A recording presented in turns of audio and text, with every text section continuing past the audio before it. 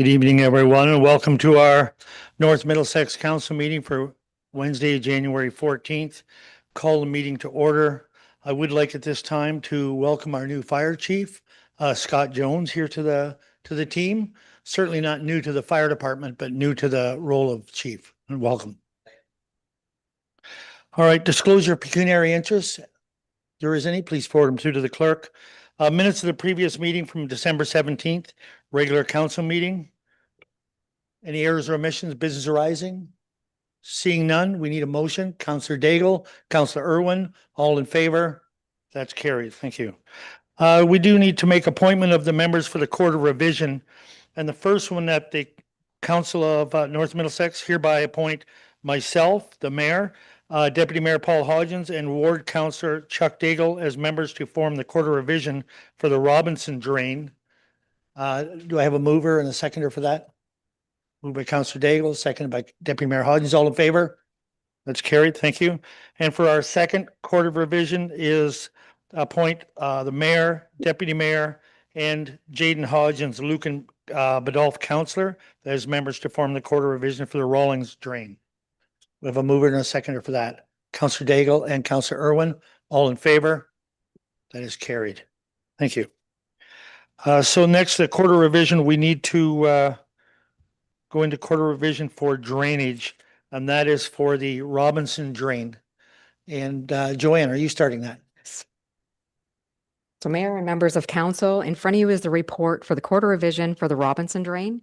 The Court of Revision allows landowners to challenge their assessments through an appeal quickly and informally. The Court of Revision has one power to relocate the funds in a drainage assessment schedule.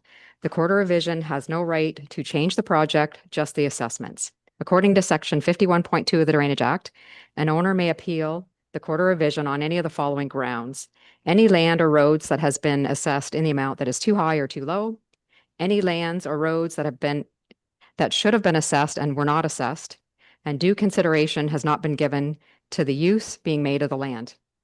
An appeal notice is due to the municipal clerk 10 days in advance of the due date of the court. However, at their first meeting, the court may, by resolution, agree to hear the appeals that were not filed 10 days prior to the hearing date. And to date, there has been no appeals. The estimated cost of this drain is $338,411. Assessments outlined in the report are assessed to 8 landowners within North Middlesex Road being West Corner Drive, and to the water, and Bell as well. The proposed motion and staff recommendation is that council receives report DIO 05-2026 regarding the Court of Revision for the Robinson Drain for information, and that the Court of Revision for the Robinson Drain, having received no appeals, hereby confirm the assessment schedule contained in the engineer's report prepared by R. Dobbin Engineering Incorporated, report dated October 24th, 2025. Thanks, Joanne. Any questions from the court? Councillor Daigle, any questions? I have no questions. Deputy Mayor? I have no questions. Okay, thank you. So at this time, we do have a recommendation in front of us. Moved by Councillor Daigle, Moved by Councillor Daigle. seconded by Deputy Mayor Hodgins. All in favor? That's carried. Thank you. And our next item of business is the sorry, we got one more, correct? Oh, the Rawlings Drain, sorry. So the next one's the Rawlings Drain, and that is myself, Deputy Mayor Hodgins, and Jaden Hodgins. Welcome, Jaden. Okay, Joanne? Mayor and members of council, in front of you is the report for the Court of Revision for the Rawlings Drain. The Court of Revision allows landowners to challenge their drainage assessments through an appeal, quickly and informally. The Court of Revision has one power, and to relocate the funds in a drainage assessment schedule. The Court of Revision has no right to challenge the project, just the assessments. According to Section 52.1 of the Drainage Act, an owner may appeal to the Court of Revision on the following grounds: any lands or roads have been assessed in the amount that is too high or too low, any lands or roads that should have been assessed have not been assessed, and due consideration has not been given to the use made by the land.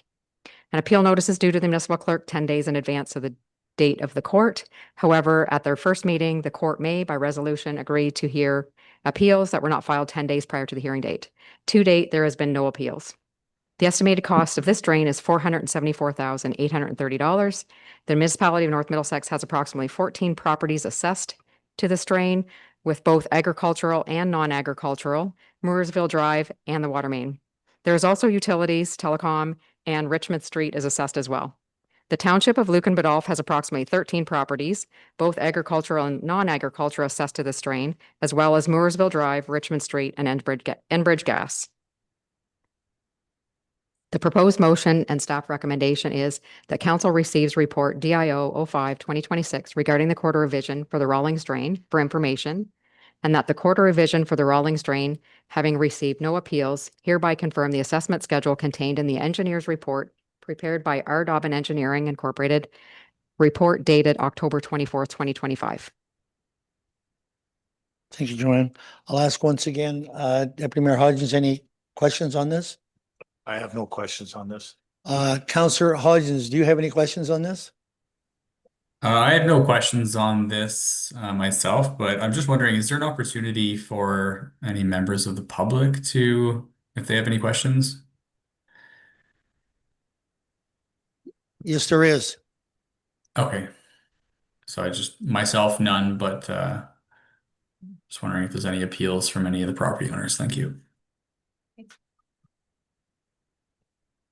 Thank you, and through you, your worship. There was no written appeals received by the clerk for this drain.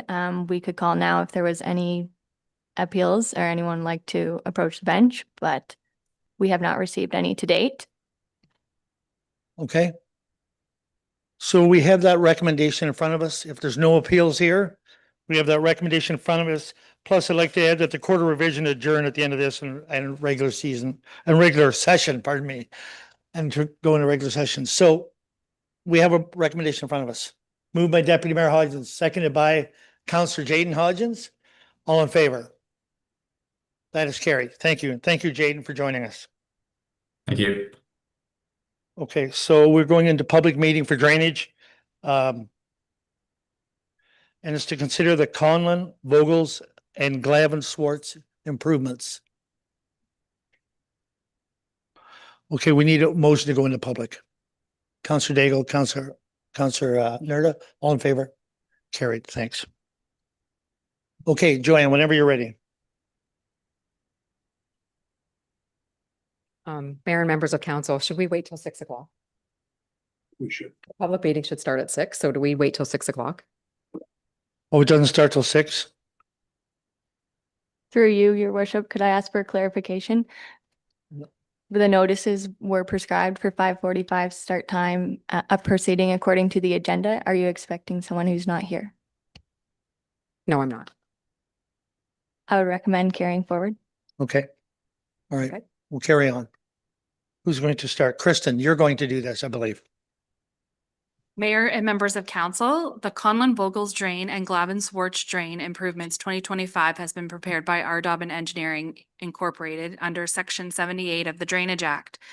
The Conlon Vogels Drain and Glavin Swartz Drain Improvements 2025 has the recommendations of the following work. The two Glavin Swartz crossings on Mount Carmel Drive be removed, and these new tiles shall be redirected south on the south side of Mount Carmel Drive.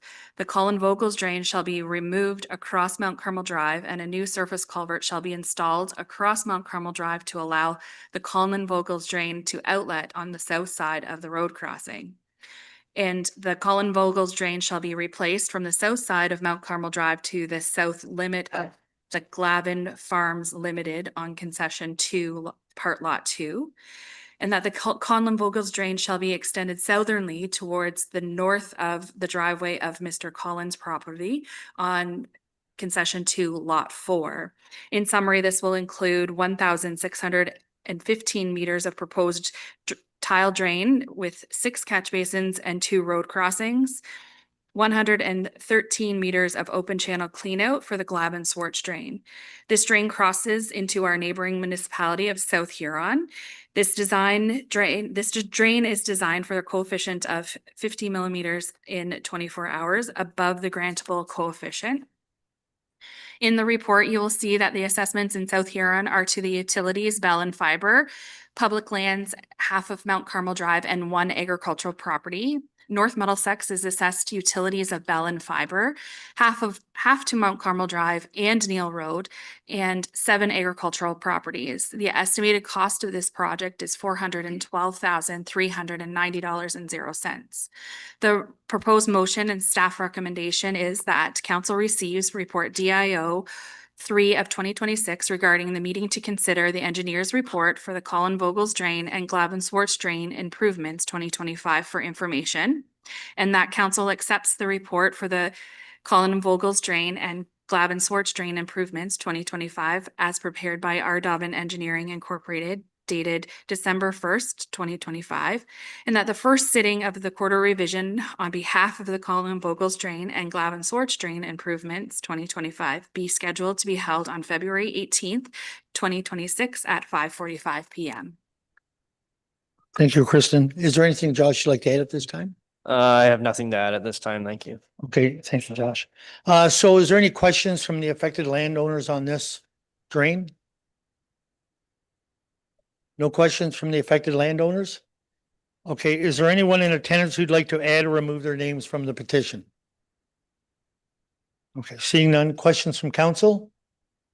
Council Canellison. Thank you, Mayor Rob. My question is for our engineer.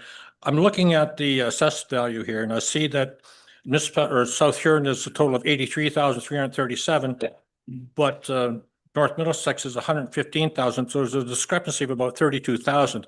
How can you explain that when it's 50-50?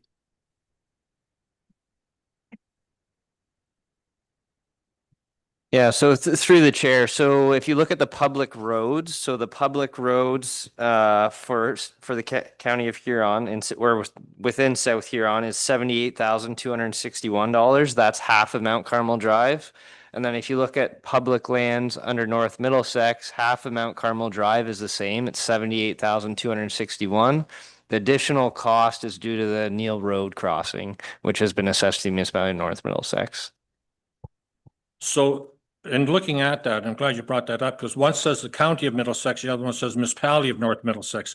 So is it the county that's being built for the Mount Carmel Drive or is it North Middlesex? Through the chair. So it's the county that gets billed, but because of the land in the municipality of North Middlesex, it falls under that heading. But it gets billed to the county of Middlesex. Okay, thank you.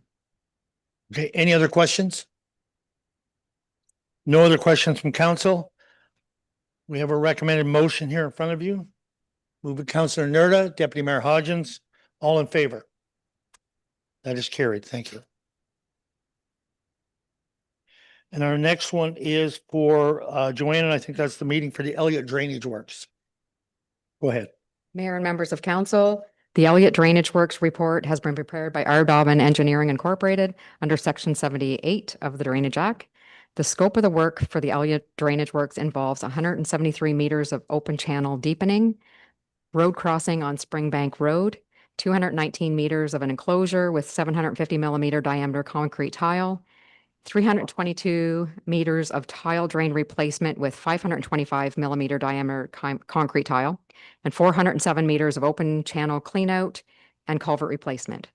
The drain crosses into our neighboring municipality of Adelaide Metcalfe, and the drainage coefficient is 50 millimeters in 24 hours, which is above the grantable standard. Approximately 7 properties within North Middlesex are assessed into this drain, and approximately 18 properties within Adelaide Metcalfe are assessed into the watershed of this drain. The estimated cost of this project is $238,938. The proposed motion and staff recommendation is that council receives a report DIO 02-2026 regarding the meeting to consider the engineer's report for the Elliott Drainage Works 2025 for information, and that council accepts the final report for the Elliott Drainage Works 2025 prepared by R. Dobbin Engineering Incorporated dated December 1st, 2025, and that the first sitting of the quarter revision on behalf of the Elliott Drainage Works 2025 be scheduled to be held for February 18th, 2026 at 5:45 p.m. Thank you, Joanne. Anything you'd like to add? No? Not at this time. Thanks. Okay. Any questions on this application from the landowners? Seeing none, I have to ask again, is there anyone like to add or remove their name from the petition? Seeing none, questions from council? No questions? We have a recommendation in front of us. Counselor Nerda, Counselor Daigle, all in favor? Carried. Thank you.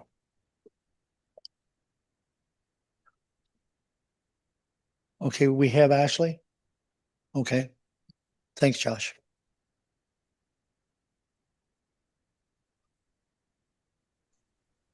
Sure. Go ahead. Josh, I just want to go back to one that we did the quarter revision on the Rawlings drainage works. On page SP 12, we show the water line going under a culvert. And there's about 10 pieces of pipe used to go under that culvert, 10 or 11 joints. Is it not possible to do that with a single piece of flexible pipe? Like we go through the rivers with one piece. I just wondered why. I'm looking at it. There's a lot of places that could leak because of all those joints. Yeah, through the chair. I don't disagree. This is typically what we utilize to go under channels. We can review it with the municipality and Aqua, whether we use flexible pipe or potentially a directional drill it, which may increase the cost, but we can look at options with the municipality to get that completed. Good. Okay. All right. Thanks, Josh. Our next item was public meeting including committee of adjustment. And that's for notice of public meeting to consider application B15 2025 and ZBA 19 2025.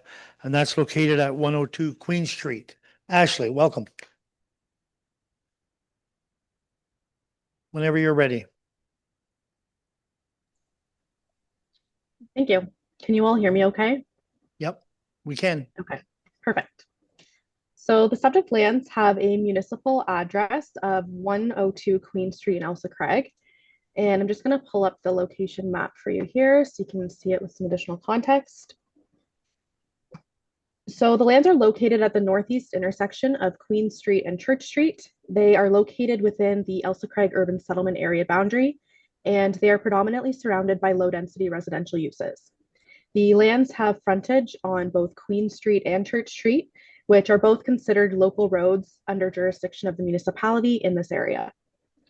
The lands are designated as a residential area in the North Middlesex official plan, and they are zoned as residential density zone 1 in the municipality zoning bylaw. So the purpose of this evening is to hold a public meeting for both a severance and a zoning bylaw amendment on the subject lands, to provide information and receive input and feedback for consideration, and to provide a recommendation to the committee and to council. So the purpose and effect of the severance application is to sever one residential lot from the subject lands to create one residential infill lot. So the severed lot is just outlined in red on the map on the screen there. The severed parcel is proposed to have a frontage of approximately 22.95 meters or 75.295 feet on Queen Street with an area of approximately 0.27 acres. The retained parcel is proposed to have a frontage of approximately 31.72 meters or 104.055 feet on Queen Street, and it will maintain the existing frontage that it already has on Church Street, which is approximately 35.36 meters or 115.997 feet. And it is proposed for the retained parcel to have an area of approximately 0.28 acres. The zoning bylaw amendment has been filed concurrently to recognize the rear yard setback of the existing single detached dwelling on the retained parcel. So just this area where my cursor is here.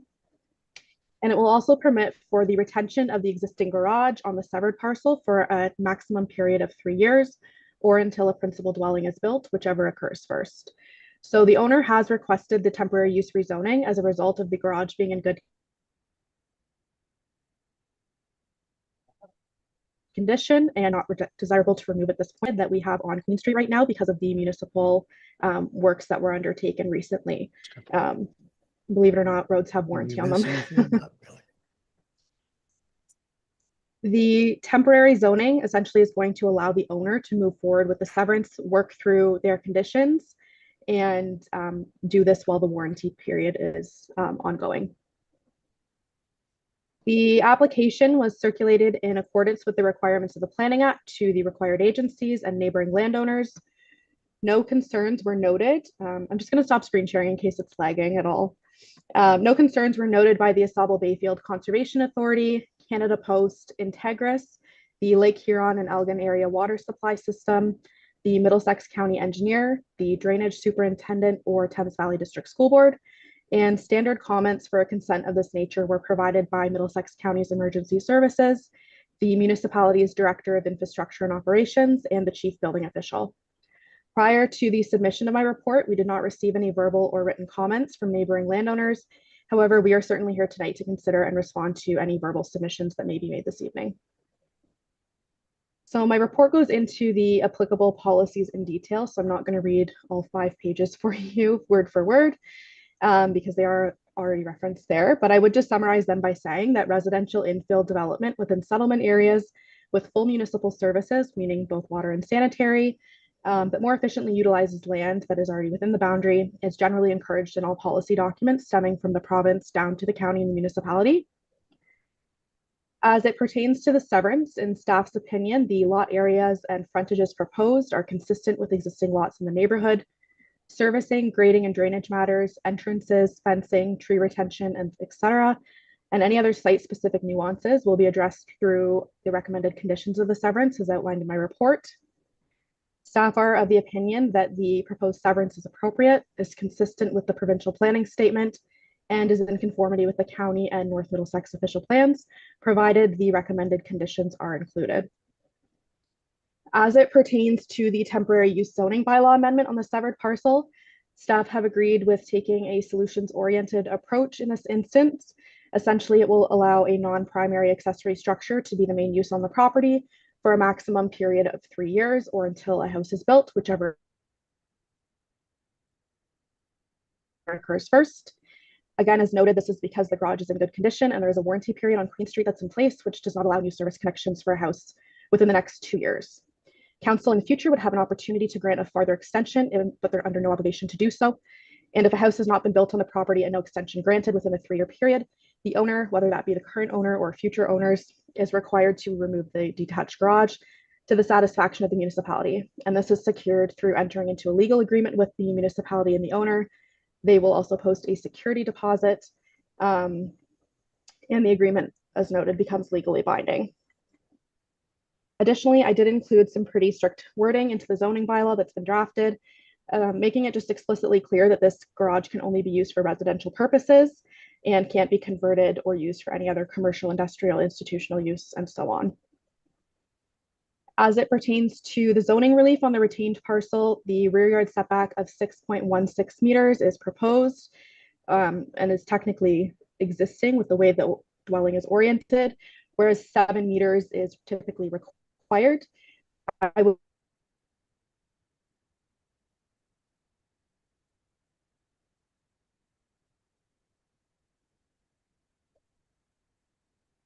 I don't know if you can hear me or not. Would just note that this relief is largely technical in nature at 100. Ashley, it technical Ashley, side yard. And this, sorry. You Yep. you were had gone stagnant there for a minute. We'll get you to repeat that last bit. Just about was it the rear yard setback portion? Yes. Okay. Yeah, so essentially the rear yard setback as it exists today with that existing dwelling is 6.16 meters, whereas by today's standards, we would require 7 meters. To people passing by the property, they've likely assumed that that is the rear yard setback since it was built in 1900. However, the way our bylaw defines it, it's the interior side, and the severance is essentially just going to redefine it as the rear yard. So it's largely technical, and it's not effectively changing anything that's on the property now. Staff are also recommending a holding symbol be placed on the zoning of the severed parcel, just so that any potential future purchasers are aware of that warranty period on Queen Street, so that they don't purchase the lot and think they can build right away. We do also have wording in the severance and development agreement that we will include as well. So in conclusion, staff are of the opinion that the proposed zoning bylaw amendment is appropriate, consistent with the provincial planning statement, and in conformity with the official plans, provided the recommended conditions are addressed through the consent process. So my recommendation this evening is that the committee grant the consent with all the conditions outlined in my report, and that council consider passing the zoning bylaw amendment with a first, second, and third and final reading this evening. Thank you. Okay, thank you, Ashley. Yeah, forgive me, it just froze up a couple of times for brief periods, but at this time, the applicant would you like to come forward? I should have invited you in the beginning. Do you have any comments you'd like to add?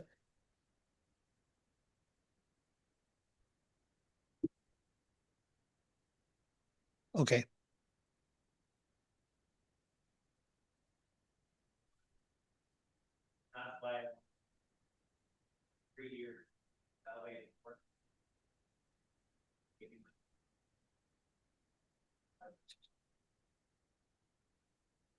Okay.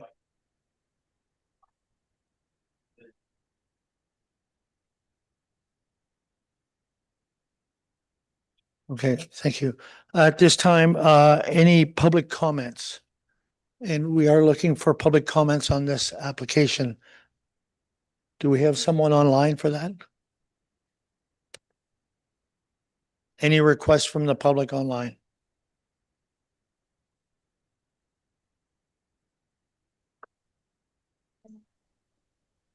I believe I see a Jeanette's iPad, and then there is a Renee Rucker that will need to be added as a panelist as well.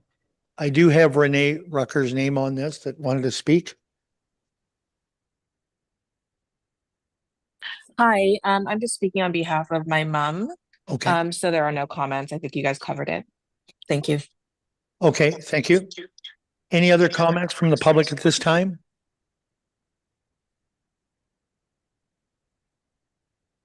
Do we have anyone else? Alicia? Okay. All right. So any comments, any questions from council on this application? No questions from the council on this?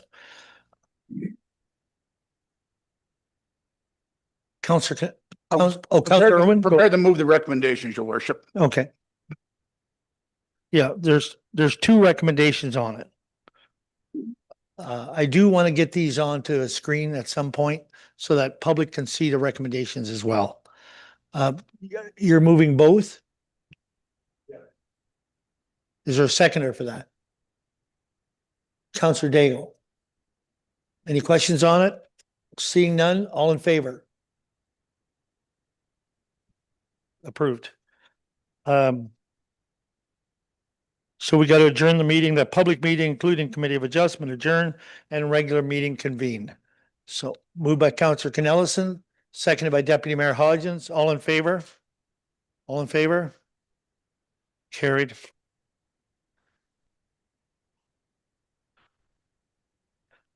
We have, our next is 8.1, and actually that's you again, and that's on the report on the 117 James Street.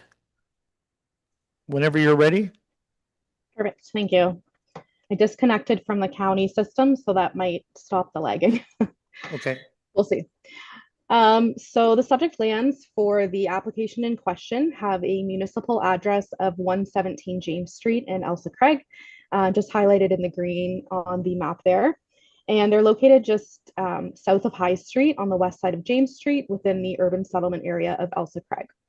Surrounding land uses are predominantly low density residential in nature, and the subject lands contain two semi-detached dwelling units that are currently under construction.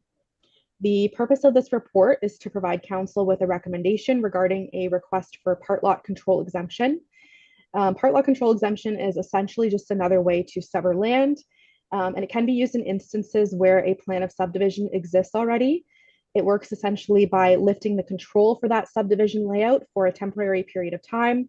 In this instance, that's 1 year to reconfigure that layout and allow that lot to be divided in half. So each half of the semi can be sold with distinct and separate ownership.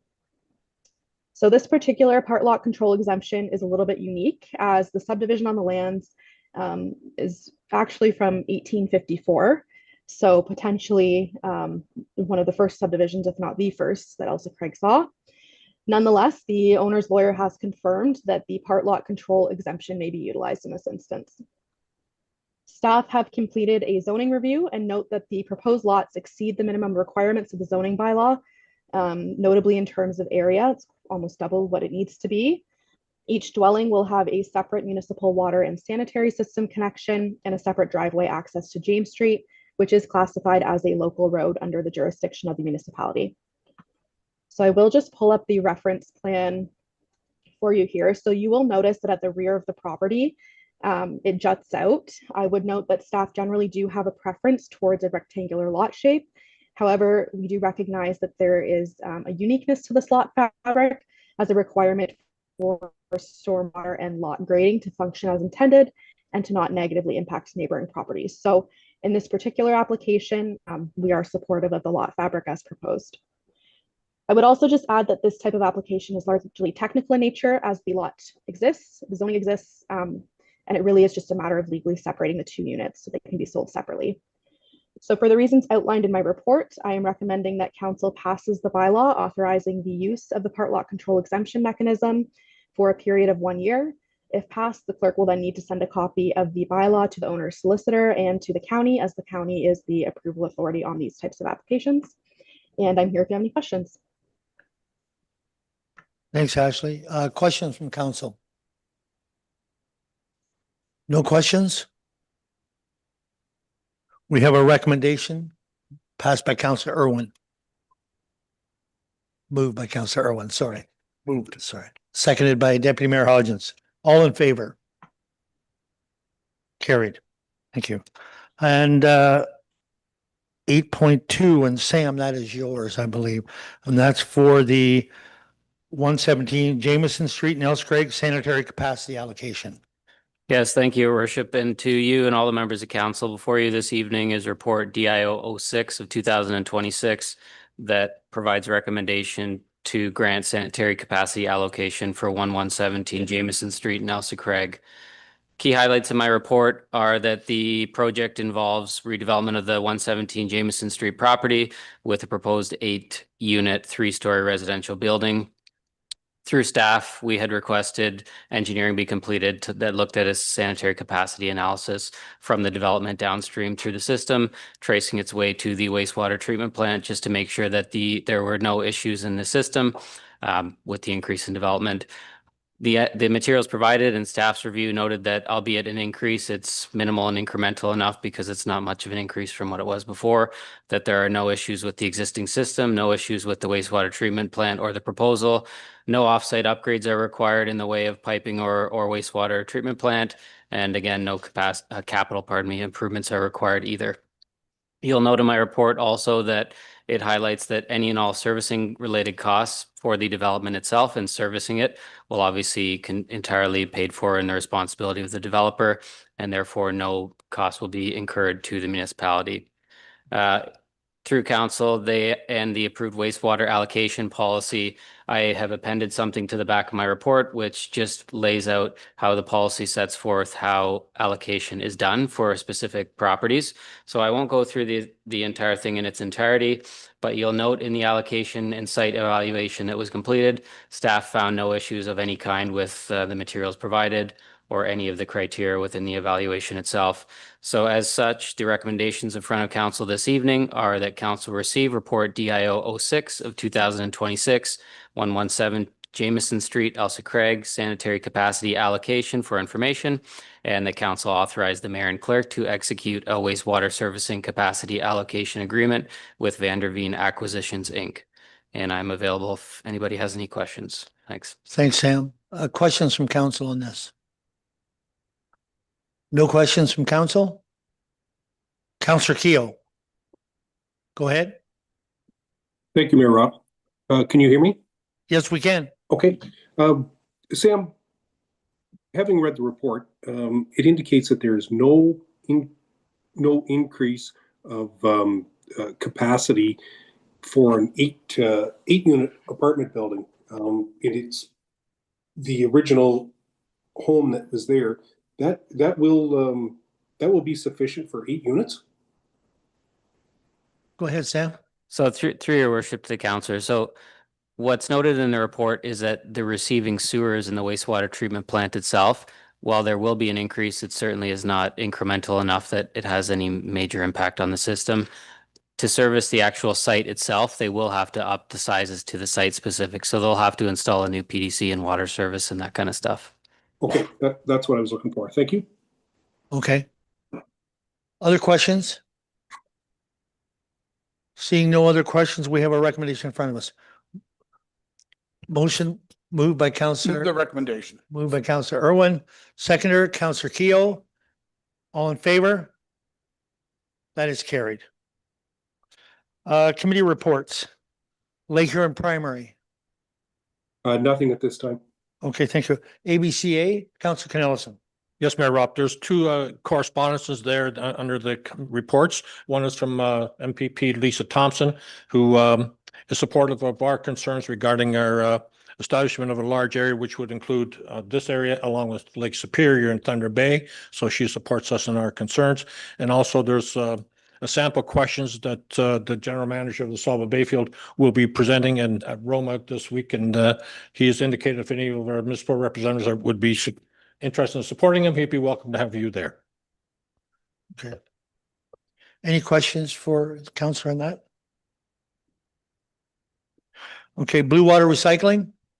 Again, nothing at this time. Okay, Economic Development, Nothing at this time, Your Worship. Local School Advisory. Just to report back to council that the mayor, CAO, and myself met on December 19th with the provincially appointed supervisor for Thames Valley and the senior management team at the school board. I have to say, we really didn't hear anything new.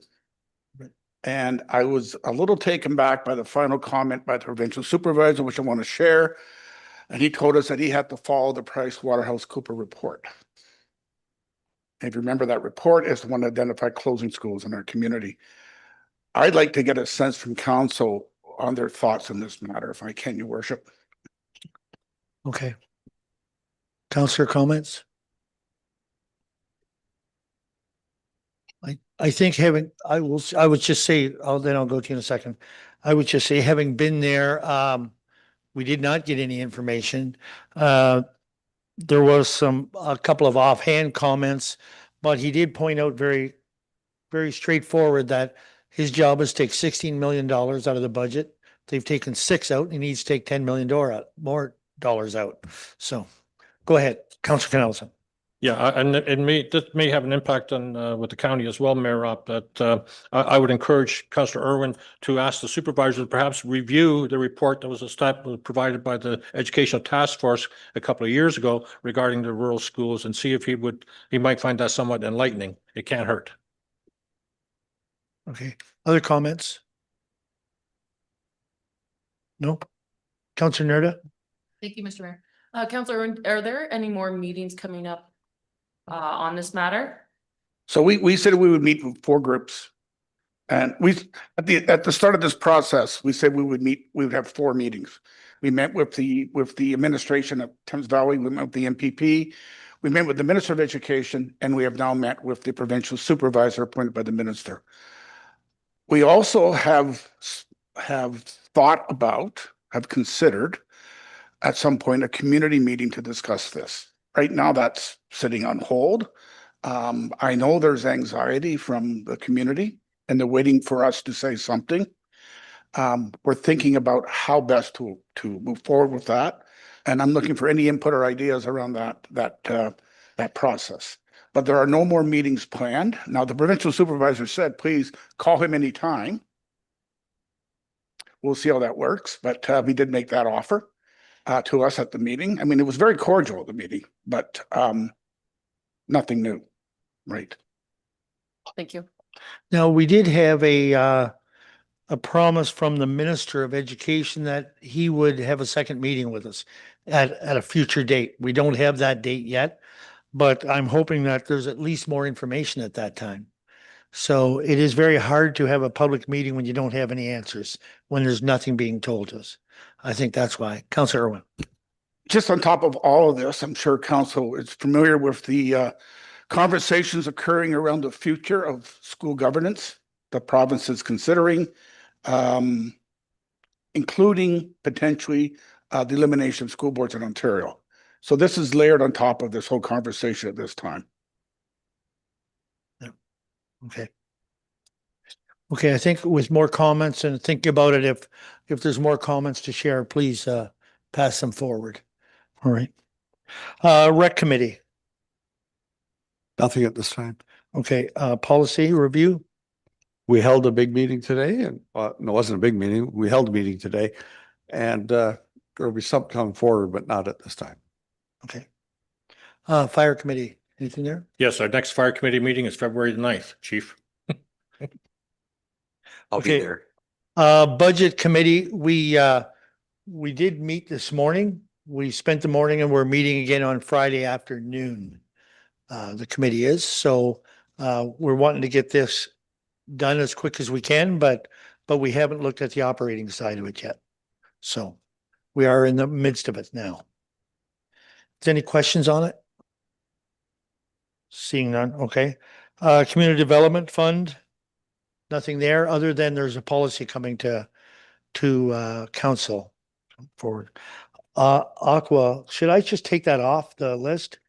Like, honestly, I think maybe what I'll do is I'll contact them and see if it's been one meeting that I've been involved with and nothing since, so. okay. All right, Middlesex County OPP detachment.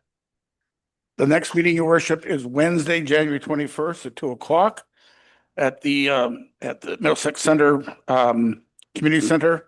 Of course, the public's invited to the meeting. I don't have an agenda yet from them on that meeting, nor have I started any training that I was required to do.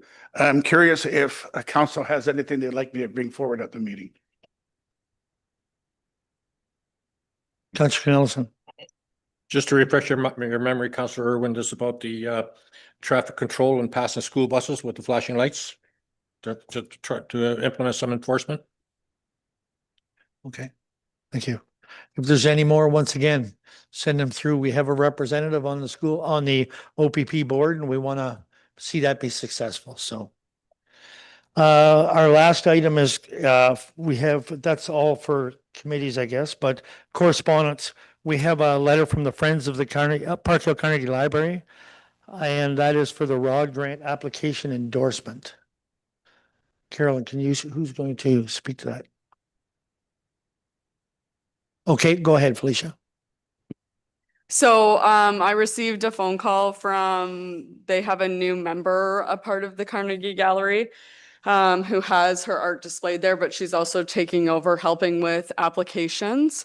So their goal for this ROD application is to be able to redevelop a marketing strategy with their new logo and new brand. So it's for new signage, new marketing, new social media, that type of stuff. And they're just looking for our support.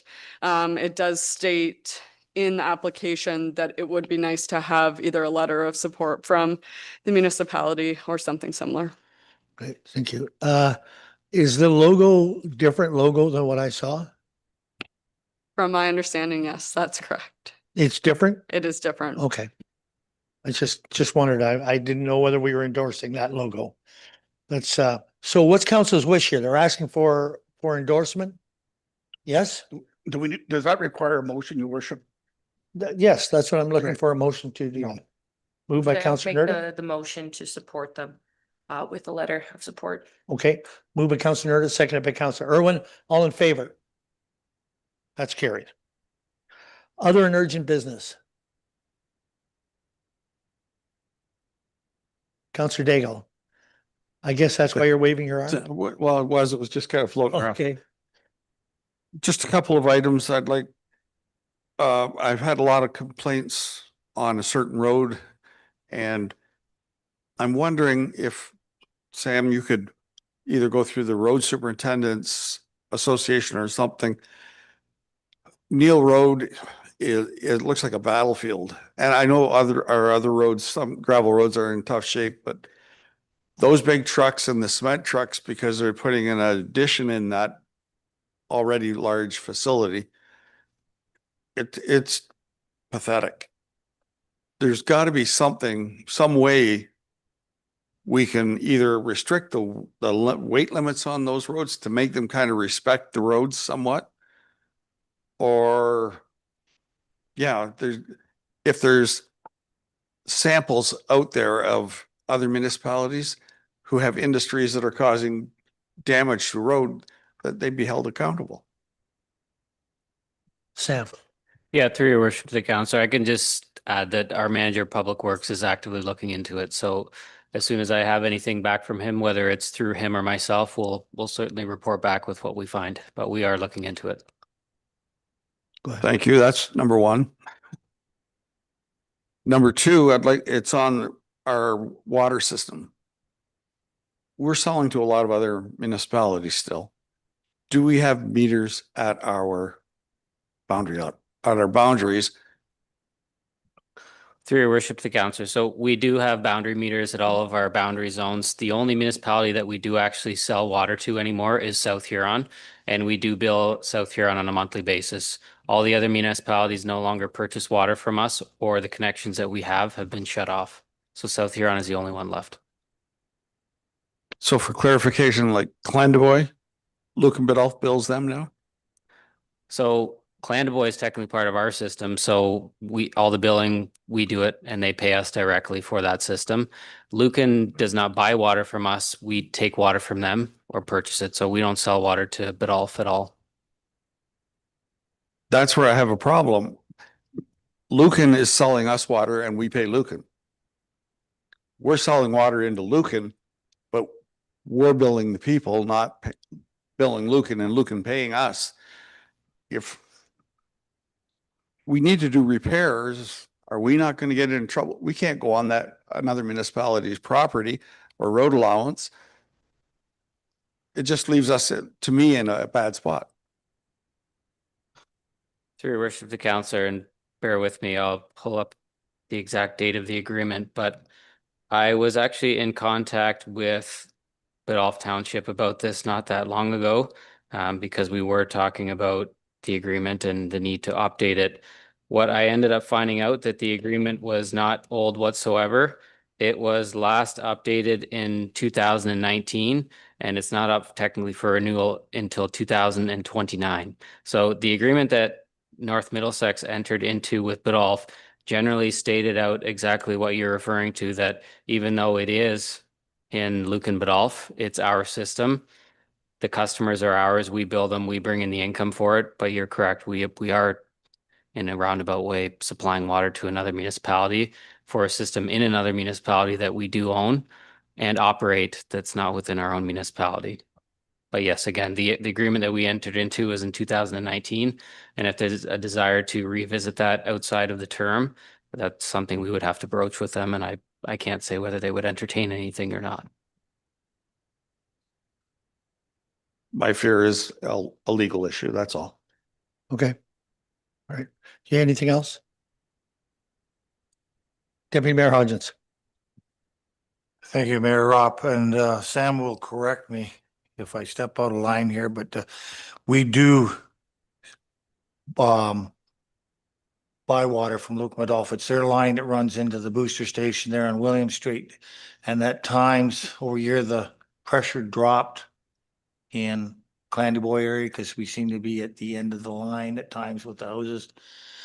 And then when it senses, when the pressure drops, something kicks in the booster station there, and it is metered into our line up into Clandeboye way there. So there is a bill. That's the reason why. And I guess when the pressure gets back up, it gets shut off again. So I think that's similar to what it is it not, Sam? Yeah, through your worship, to the deputy mayor, that is correct. We do take water from Lucan through their line to ours to supply residents in Clandeboye, but we don't technically sell it back to them. Right. Okay. That's where I see a problem. We're buying water from Lucan to give to Lucan's residents. Well, Lucan's and ours, that's the problem. Their system, because those pipes are not in our municipality. It's not our water system. It's their water system. I'm sure on capital assets, they have to list that as their tangible capital assets, not ours. But are we just supplying to the people that are on the Denfield? Like that, it's on the same road? Are we going off of the Denfield with the system? The whole of Clandeboye. Yeah, through your worship, to the councillor, that is correct. The agreement is technically titled the Denfield Corridor Water Service Agreement, but it does supply water to the residents of Clandeboye. Okay. Yep. All right, thank you. Go ahead. Is that the same water line that we increased the size of it to accommodate servicing all these residents? No, that's going the other way. That's Okay. heading south. Yeah, we had very low water pressure on some of them. Go ahead, Sam. Yeah, through your worship and to all the members of council, and again, I'm just speaking from things I've heard, so it might not be entirely accurate, but I believe a conversation was broached at some point, not in the distant past, about Luke and Biddulph taking over the water system. My understanding of the issue at the time, and I could be wrong about this, was that they did not want to take the water system over because A, they knew what state the system was in, and B, they wanted somebody to certify that it was fine to take over, and nobody was willing to do that. So I don't know where the conversation would ever go if we tried to reopen that, but that's my understanding of where it went last time that was talked about. So we redid the line from Prince William over towards number 7. And we did that because the pressure was under 20 pounds at times out that end. And so there's where we got that one. And we got water then pushed from Lucan helped with that as well. That's where the other side. Both sides. No, it serves both sides, but it went on the west side. The new line is on the west side. If you remember, Counselor, we approached Enbridge and we approached the Wi-Fi for fiber as well about sharing on that. We're digging. Could we get use guys come forward and work with us to supply those neighbors on that? And there wasn't much help from Enbridge in particular on that one. But my question is, if that line we extended south to number 7 highway services both sides of the Denfield Road, some of them are on Lucan Biddulph, correct? Correct. Well, did Lucan Biddulph help pay for that that increased size pipe? We'd have to go back and check that. Okay. But I believe we paid for it. I can't remember I think if there we was did a too. grant for it or not, but Okay, thank you. Deputy Mayor. Thank you, Mayor. And I don't think it was so much. Okay, I wasn't here at the time when this was done, but I think they took it south so there wouldn't be a dead spot. So the water, it wasn't, you know what I mean? Wouldn't more, and they floated around that, come up number 7 around that way was one of the reasons. It might have been a pressure thing, but I think actually when they took away the dead spot, because it went up and stopped. But it absolutely had a pressure issue with it. Well, they Was, probably had a pressure issue. it was definitely was presented to council as a pressure issue where the pressure was too low below the what you're supposed to have it. Pardon me? Well, it was Lewis Poultry, I think, that needed. Yeah, and a couple of the residents as well. I know that they just said they were used to very low water pressure. So that, I know that had a lot to do with it. So any other business? Seeing none? We'll move on. Communications, including county council, I would say that at council yesterday, we passed the budget. It has got to go to bylaw yet, but it's passed at about 3.8%. And the other thing is we approved the amendment to the official plan to finally get that underway so that that will also help to move the lower tiers along as well. So that was done yesterday as well. Councilor Canellis. Yes, I do have a question if I may. And what is the status of our strategic plan? Are we working on it? Is it completed? I'm not sure where we're at with that. Our strategic plan or our official plan? Strategic plan. I'm sorry? Ours. Well, we did an update to it the last time, and then the next look at it will be done after the election at this point. We did an update? We did an update about a year ago. Oh. I guess I must have missed that. Yeah. Okay. Any other communication with the county? Seeing none, we have the last item before closed is the Q4, and that is from Ashley. Ashley, you going to speak on that? Thank you. Yes, I can just touch on it briefly. So I provided a PDF just summarizing the application types and going into details of kind of the status of all of them, just in terms of Q4 specifically. So I will say the number of new applications that came before council and the committee in Q4 was 10. And then in terms of our year-end totals, for our total number of applications, we were at 56, down slightly from 62 last year. But when looking at the actual numbers and where that reduction came from, most of them were from minor variances. So generally what that means is that your zoning bylaw is functioning well. And I think a contributing factor is the housekeeping amendment we did, giving a little bit more permissibility to accessory structures, because we've certainly noticed a decrease in applications for that, which means people are able to pull building permits quicker and have less red tape to cut through. In terms of the total number of reports presented to the committee and council in 2025, there was 50. This number is different than just the new applications because we do consolidate reports where we can. So for instance, tonight, we put the severance and the zoning under one report. Some applications span across different calendar years. So when you're talking subdivisions and condos, it's generally going to be across a few years. And because some applications are brought before council and or the committee more than once. So for instance, where something's deferred and brought back. The other consideration for that 50 before council is that site plan control is no longer allowed to be council approval. So it is delegated to staff now. But in general, I would say that in terms of planning approvals, we don't seem to have slowed down since last year. And I'm here if you have any questions. Questions for Ashley? Councillor Irwin. So your worship, incredible amount of work. What percentage of your time do you think is dedicated to North Middlesex? The majority. I would say right now, most of my work is dedicated to North Middlesex. And then there's even some things that we do behind the scenes that doesn't necessarily get picked up in these application numbers. So for instance, when we're looking at our lands needs assessment or our official plan for the entirety of the county, also doing background work there, making sure our numbers make sense. And yeah, I would say the vast majority of my time is dedicated to North Middlesex right now. Okay. Any other questions?